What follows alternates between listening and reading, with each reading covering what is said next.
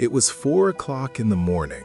The city was quiet, almost empty, and a soft drizzle made the streets shine under the streetlights. Inside a small bar, 3 people sat together. There was a Korean woman named Nora, a Korean man named Hae-sung, and a white man named Arthur. They sat in a row, looking serious, as if they were carrying a heavy secret. Across the room, 2 strangers watched them curiously. They tried to guess what the relationship between the 3 was. Were the 2 Koreans a couple?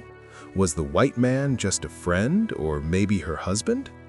Nora and Hae-sung spoke quietly in Korean, and Arthur listened, a little lonely, unable to understand the words. To know why they were there, we have to go back 24 years to Seoul, South Korea. In 1999, a young girl named Na-young was 12 years old. She was very smart and always wanted to be the best in school. Her best friend, Hae-sung, was the only boy who could match her. They were rivals, but they were also very close. Every day they walked home together, past colorful houses and up steep hills, laughing and talking. Their mothers noticed how much they liked each other and took them to a park one day. The park had big stone statues, and the children ran around, hiding behind them, laughing and playing. That day, a small, innocent crush began between them. But Na-young's parents had plans. They were artists and wanted a better life for their daughter, so they decided to move to Canada. On her last day in Korea, Na-young and Hae-sung walked home together one final time. They came to a fork in the road. One path went up a long flight of stairs toward Na-young's new life, and the other stayed flat, leading back into Seoul, where Hae-sung would remain. They stood there, 12 years old, too young to say a proper goodbye. They simply whispered, "Bye," and walked away. That moment broke their connection. Na-young left Korea, changed her name to Nora, and tried to build a new life in the West. Hae-sung stayed in Seoul and never forgot the girl who had walked up the stairs. Years passed. By 2012, Nora was 24 and living in New York City. She wanted to be a writer and make her mark on the world. One day, her mother told her that Hae-sung had been searching for her. Shocked, she went online and found him. She sent him a message, and in Korea, Hae-sung's face lit up. After 12 years, they began talking every day through video calls, even though the slow internet often made the video blurry and the sound cut out. They shared stories about their lives, their families, and gradually their love began to grow again. But they lived on opposite sides of the world. Nora was busy trying to succeed in New York, and Hae-sung was finishing school in Korea. They could not be together. Nora realized she was living in the past, so she told Hae-sung they should take a break. He understood, though he was heartbroken, and they said goodbye for the second time. Not long after, Nora went to a quiet writer's retreat in the woods.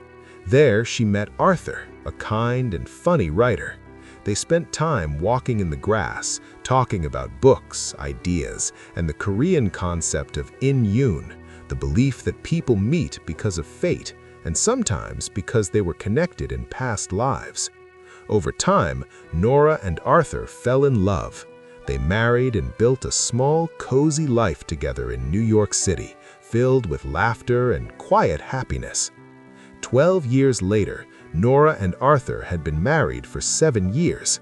One day, she received a message from Hae-sung saying he was coming to New York. Her heart tightened, and she told Arthur. He was kind and understanding, but couldn't help feeling a little nervous knowing Hae-sung was her first love. Nora reassured him that she loved him and that Hae-sung was part of her past. Hae-sung arrived on a rainy day. He and Nora met in a park overlooking the water. It had been 24 years since they last saw each other.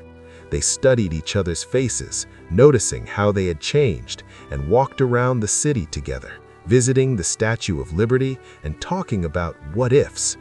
The feelings between them were strong, but tinged with sadness because their lives had gone in different directions. That night, Nora brought Hae-sung to meet Arthur.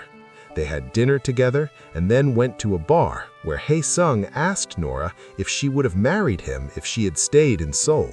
She told him that Na-young, the little girl he remembered, was gone and that she was Nora now. Her life was with Arthur, and that was where she belonged.